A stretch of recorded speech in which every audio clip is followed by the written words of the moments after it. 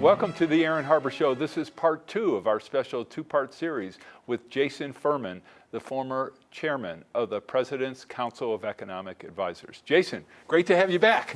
Great to be here. It's only been a matter of minutes, but in any event. So give me your take on President Trump's economic policies. And you can talk about the good, the bad, and the ugly. If you were going to evaluate the impact on short-term growth, yes, it's a positive. On long-term growth, it's a negative, and on working families, it's probably an even larger negative.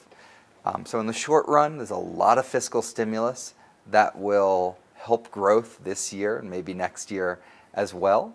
But then it will bring with it deficits, and those deficits will undermine and corrode growth in future years. And then in terms of working families, a more regressive tax code, cutting programs like the Affordable Care Act that benefit families, all of that's going to hurt people. How will the president's immigration policies impact the economy? I think that might be the biggest long-run economic damage of all of his policies. The United States really relies on immigrants to fuel our economy. They disproportionately start businesses, patent, win Nobel Prizes, and raise wages, I think, for Americans and for themselves. So I think if there's any policy that is more problematic, it's that. And it might be hard to reverse. The London School of Economics had an advertisement: come teach here, we're not going to ban Muslims, we're not going to ban abortion.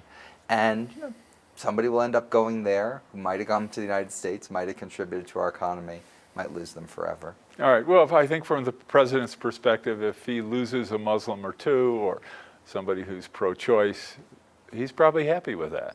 So if his view is that, we are willing to pay an economic cost and be poorer in order to advance a greater good of a society without Muslims and without women that believe in determining their own choices, that's an argument that he could make. I think he'd probably lose both halves of it, because I don't know that people want to be poorer, and I don't know that people think that that would be a better society to have. Or certainly that most people want to discriminate against Muslims. Right. But this is all hurting us economically. Of course, immigration, we still have significant numbers of people coming into the country under the rules of legal immigration. Would someone on the other side of the debate say, well, we're really focused on illegal immigration, on people coming across who are undocumented, and we would argue that those aren't the folks who start a lot of businesses, who advance the country in terms of science and technology. What would your answer to that be? You're right, they would argue that, but they'd be wrong. All right. The border is much tougher than it used to be, and we actually have a net outflow of undocumented immigrants. So the population here is a little bit smaller. And that population, we can't get 10 million people, put them on buses and send them out of the country. They're going to be here. And it would be a lot better if they were able to work legally, if they could come out of the shadows. They'd be governed by labor laws. They couldn't get paid. It'd be harder to pay them less than minimum wage. Wouldn't just help them. It would help the people they're competing with, American workers as well. So I think a process of normalizing them would help all of us. All right, let me ask you, why do you think we don't have a value-added tax? Where other countries have a value-added tax, so if a German manufacturer is making a car, it is slapped with a value-added tax if sold in Germany, for example, to a German citizen. And that tax is used to do things like fund healthcare and really it generates an extraordinary amount of revenue to do all the things that the government wants to do for its people. On the other hand, when that company, when BMW or Audi or Volkswagen or whatever exports that vehicle to the United States or anywhere, the government rebates that value-added tax so that the manufacturer isn't paying it on that vehicle, comes into the United States where we don't have a matching tax. which gives a German manufacturer or Canadian or anyone who has a value-added tax, and I think just about every industrialized country has one, gives them an advantage over our manufacturing sector, because if we make a car here and send it to another country, it gets slapped with a value-added tax. Why haven't we leveled the playing field? And what would happen if we did, from an economist perspective? Right. So if you look at what's happened in most other countries, they've cut their corporate tax rates because they think it's hard to tax mobile capital, but they've raised their value-added taxes. In the United States, what we did last year is we cut our corporate tax, but we didn't do the second half, which all the other countries do. And I think that stems from just an American aversion to taxation. And that would be fine if Americans were also averse to spending, but they're not. And ultimately, people have to pay for the things that they want.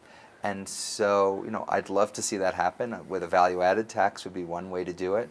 I'd be fully supportive of that. A carbon tax, I think, would be another great idea. I think there's other things we could do as well. But ultimately, people have to understand that if you want something, you're going to have to pay for it in some manner. That's interesting. You talked about the spending. Clearly, we're in a mode, and we've been in a mode. I mean, last time the federal budget was balanced, depending on how you define balance, but generically speaking, was under Bill Clinton, under President Clinton. And since then, it has yet to be balanced and is headed totally in the other direction. And many people for years have been warning about the dangers of a growing national debt, of deficits exceeding a certain percentage of either GDP or GNP.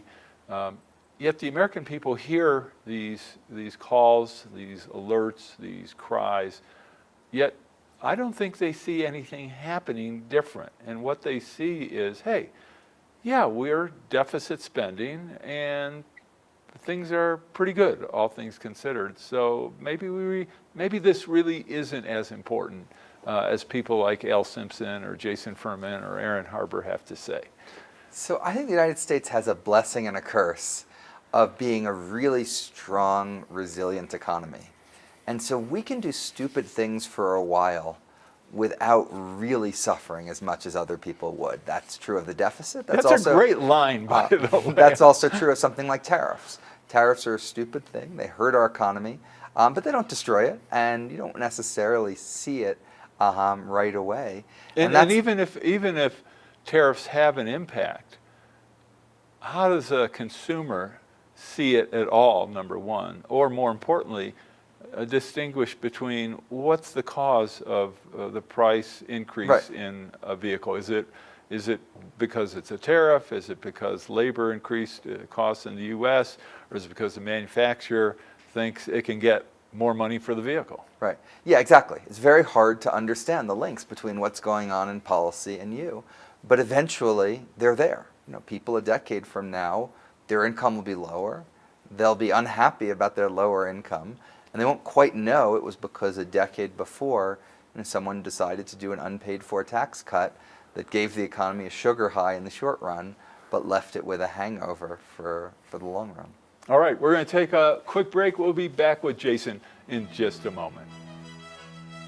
For information on how to help promote civil and mutually respectful discourse and support expansion of the distribution of our programs, please email info@harbortv.com. I'm Aaron Harber, host of The Aaron Harber Show.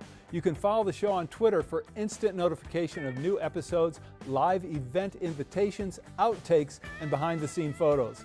And tweet us your topic and guest suggestions today. The Rex Howell Broadcaster of the Year Award recognizes an individual who, through leadership, skill, and dedication, is advancing the broadcast industry in our state and our nation. Tonight, we honor Aaron Harber.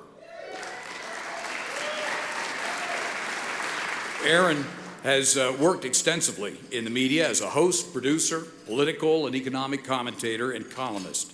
Today, the Aaron Harber Show is the focus of his media involvement. Aaron, it is a privilege to present you with the Rex Howell Broadcaster of the Year Award. Congratulations.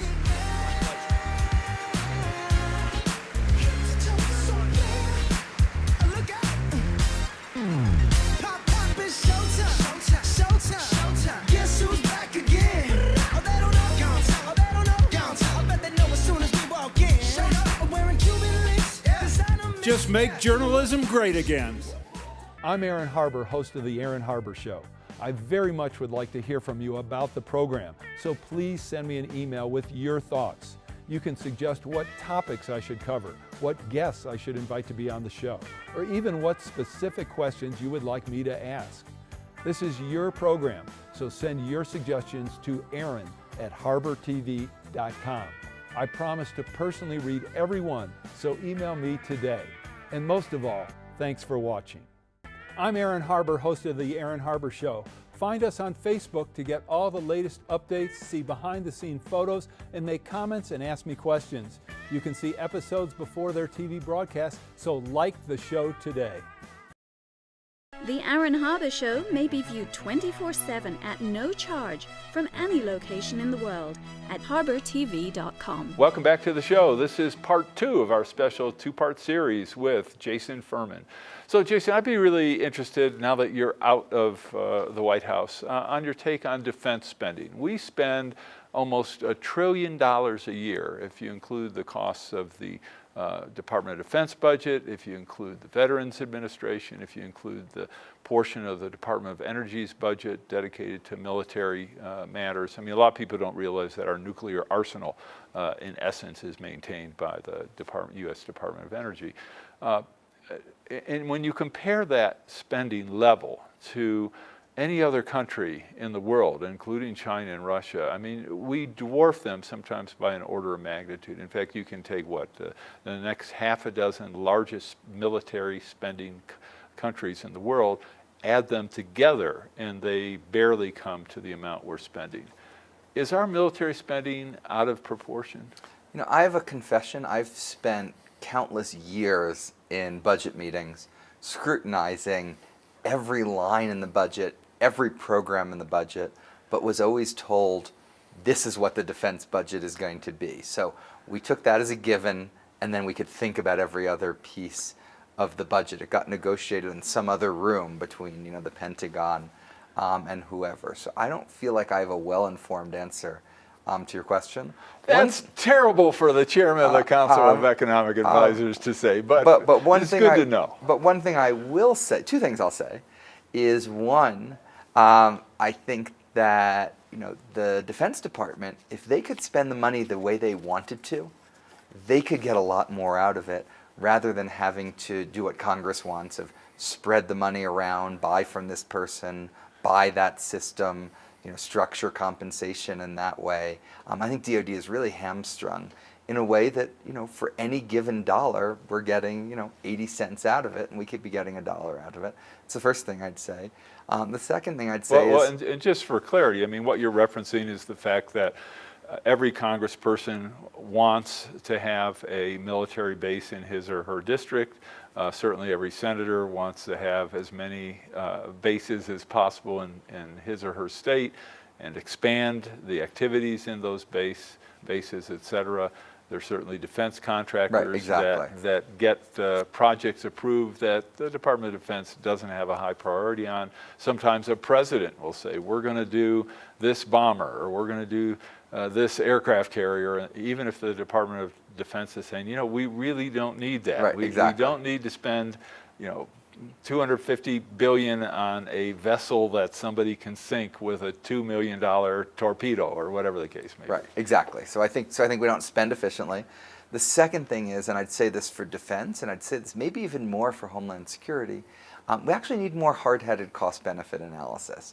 Just because you make an emotional appeal about something doesn't mean it's necessarily worth spending billions of dollars on. And I think there's Homeland Security expenditures we made in the wake of 9/11 where we're spending billions of dollars, and if we're lucky, we're saving one life a decade. We could have deployed that money to, say, local police, reduce the number of murders, and saved a lot more lives for the same dollars. How about our foreign bases? We have approximately 800 foreign bases costing us, and this is military bases, costing us billions of dollars a year. Hundreds of billions of dollars a year. China, Russia, other countries have 30, maybe 40 bases each. Clearly, having military installations around the globe can be very strategic. I don't think anyone questions that. But when you look at things from a marginal value, an incremental value, has anyone done any kind of analysis saying, okay, what if we, instead of having 800 foreign bases, what if we had 700? What if we had 600? What if we had 400? What would the difference be in terms of protecting America and being ready and able militarily between 400, for example, and 800 bases? Has anyone done that kind of analysis? My guess is some people have, but not enough, and we should have a lot more of it. And I just pled guilty myself that given that I didn't really have a say in what the defense budget was, even though I could have an opinion on every other line in the budget. You should have been tougher, Jason. I didn't invest the time in something that I thought would be a losing battle. How about the concept of, when you look at what we spend to protect other countries, which I think is a great thing and certainly has been an American tradition certainly since World War II. What about the idea on the revenue side of asking other countries to pitch in more for what we do for them? And as an economist, I'd be interested in what you'd say if countries, some of the responses were, well, we really appreciate the help of the United States, and we like having your military installation on our property or nearby, but we're not that excited about writing you a check or paying for it. As an economist, what does that tell you? Yeah, there's a goal NATO agreed upon that everyone would use 3% of their GDP for defense. That's something that in the Obama administration we definitely pushed. President Trump has kicked that up several notches in his push, and I think that's right. I don't think that's the most important issue. I don't think we should destroy our transatlantic relationship over a few $billion here and there, but I think all else equal, absolutely. I think other countries can afford to pay more for their defense than they're doing today. Then what kind of discussions were there, if any, in the White House about the entire concept of defense? That there are many people who argue that our whole approach to defense is totally or almost totally antiquated, that we're putting money into systems and training for wars that no longer occur, and that our focus needs to be on rapid deployment, on guerrilla warfare, as it were, on fighting terrorism, and maybe directing resources in ways that are more along the lines of non-military operations, building hospitals, schools, having relationships with countries that focus on what the United States can bring to that country in a positive manner, not just in a military manner. Yeah, no, there were a lot of changes in the defense budget over the 8 years that President Obama was in office. They were begun before him, but they definitely shifted towards smaller, more mobile forces, more rapid deployment, new types of weapon system, increased reliance on special forces, which have grown quite a lot, and I'm sure we need to continue to do more of all of that. All right. Well, on that note, we're going to take a break. We'll be right back with Jason in just a moment. For information on how to help promote civil and mutually respectful discourse and support expansion of the distribution of our programs, please email info@harbertv.com. I'm Aaron Harber, host of The Aaron Harber Show. I very much would like to hear from you about the program, so please send me an email with your thoughts. You can suggest what topics I should cover, what guests I should invite to be on the show, or even what specific questions you would like me to ask. This is your program, so send your suggestions to aaron@harbertv.com. I promise to personally read every one, so email me today. And most of all, thanks for watching. I'm Aaron Harber, host of The Aaron Harber Show. You can follow the show on Twitter for instant notification of new episodes, live event invitations, outtakes, and behind-the-scene photos. And tweet us your topic and guest suggestions today. Join me and watch The Aaron Harber Show. Watch The Aaron Harber Show. Watch The Aaron Harber Show. Watch The Aaron Harber Show. Watch The Aaron Harber Show. I'm Reverend Jesse Jackson. Watch The Aaron Harber Show and keep hope alive. The Aaron Harber Show may be viewed 24/7 at no charge from any location in the world at harbertv.com. Welcome back to the show. This is our final segment with Jason Furman. Remember, this is part 2 of our special 2-part series, so be sure to watch part 1 with Jason as well. Okay, I'm going to jump on Social Security and Medicare and Medicaid and all those wonderful programs. Why don't we means test the benefits that we give people, and in this sense, in terms of a compromise? Certainly means testing and using the concept that let's help people who truly need help. But if you're a multimillionaire, do you need to get a check for Social Security? Do you need to be enrolled in Medicare? Number one. Number two, I'm all for saying to someone, hey, you've put money into Social Security, let's give you back a reasonable return. But the return that most Social Security recipients get on their investment is extraordinary. So number one, talk about that briefly. What is that return typically? And same with Medicare. And why not reasonably means test benefits? So we do some means testing in Medicare. Your premium is a function of your income. In Social Security, we don't do means testing, but it's progressive. If you made $150,000 a year, you're going to get a smaller benefit per dollar you put in than if you made $15,000 a year. So it's a progressive benefit. I think you could do more of both of those, more of that progressive benefit in Social Security, more of the means testing in Medicare. But I don't think you want to kid yourself about how much money you're going to save from it. If it's just about multimillionaires, there aren't that many multimillionaires. They're not getting that much from Social Security and Medicare. So maybe we don't like that, but you could do all of that, and you'd solve just less than 10% of the financial gap. In terms of the return to Social Security, it really varies quite a lot, and you don't want to compare it to normal financial products. This is a great product. If you need a survivor's benefit, it's there. If you become disabled, it's there. If there's a bout of really high inflation, it adjusts automatically. So it has a lot of features that your bank account can't replicate that are really quite valuable above and beyond the rate of return.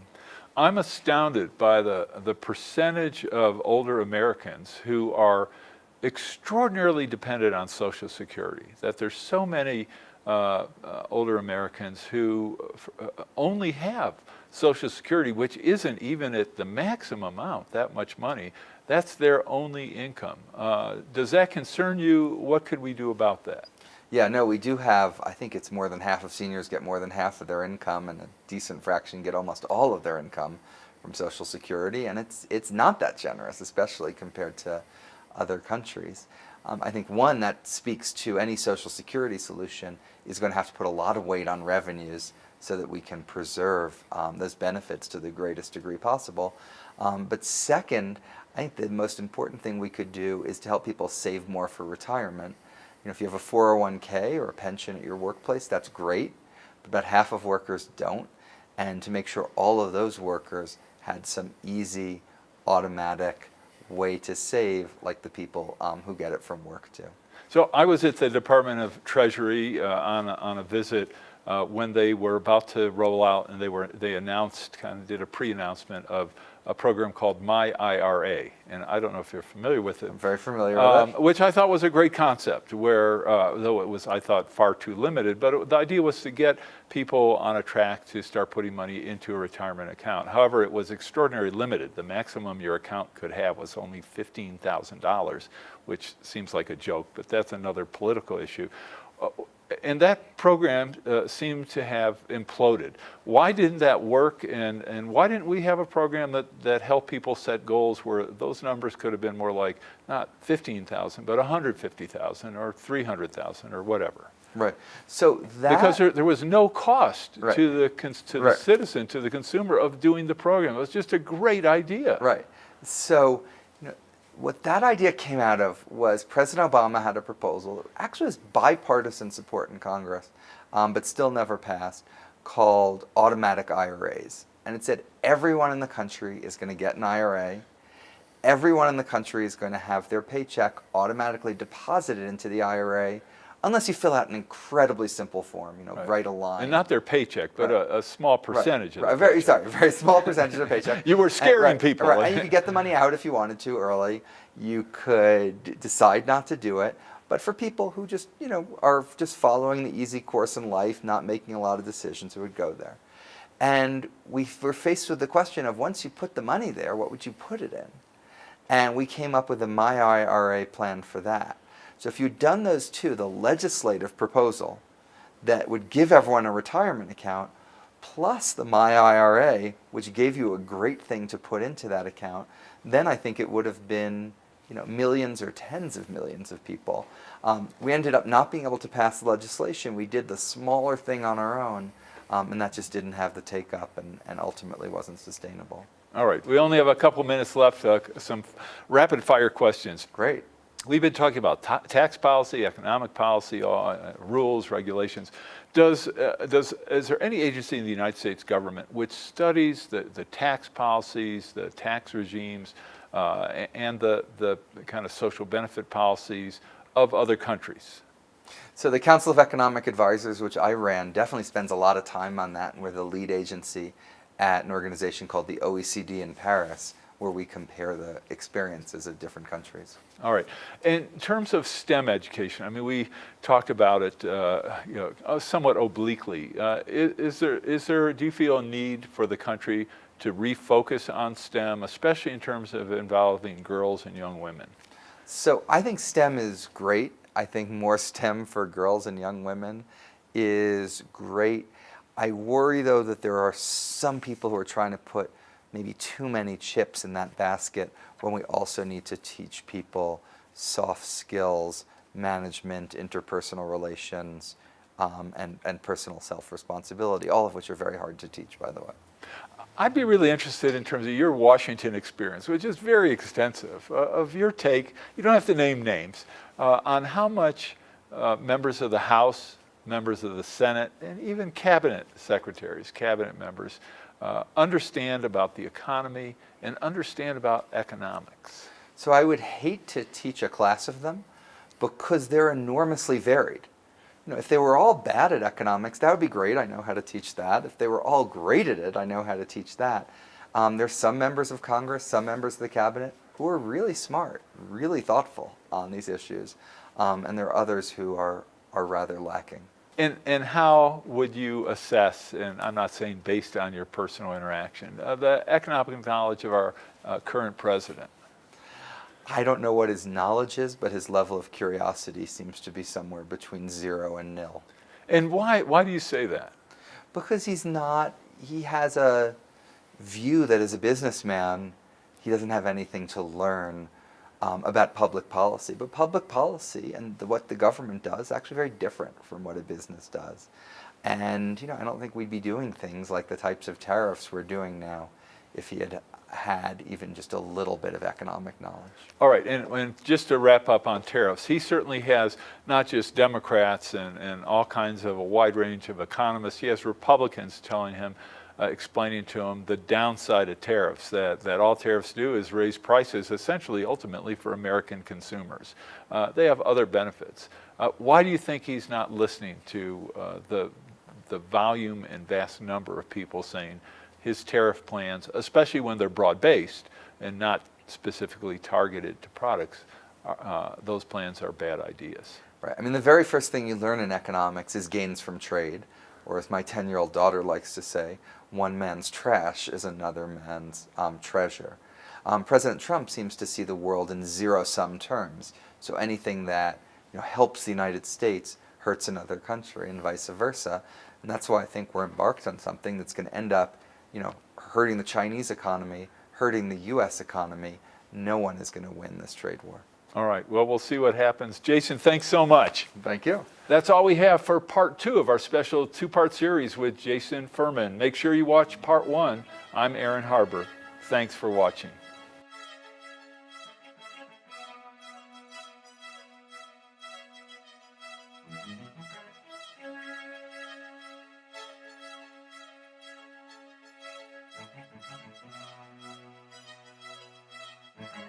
Please contact us. We want to hear from you. And thanks for watching.